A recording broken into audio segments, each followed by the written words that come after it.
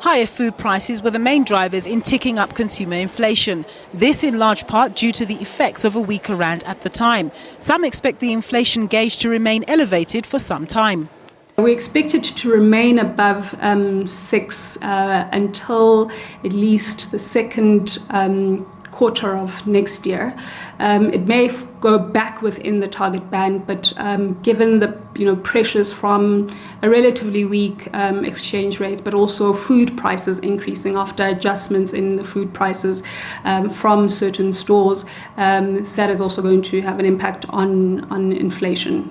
On the eve of the Reserve Bank's repo rate decision tomorrow, most analysts canvassed expect it to remain unchanged at 5.5%. But the bank is in a tricky position as it also has to show its seriousness about curbing inflation, especially given that it's now breached the 3 to 6% target band for the first time this year.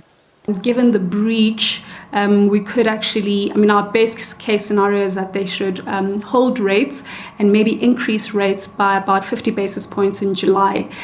We don't want the bank to be behind the curve, especially since the ECB and the Fed are looking at increasing their rates in 2015. So we need to be in a position where we are ready for their rate hikes.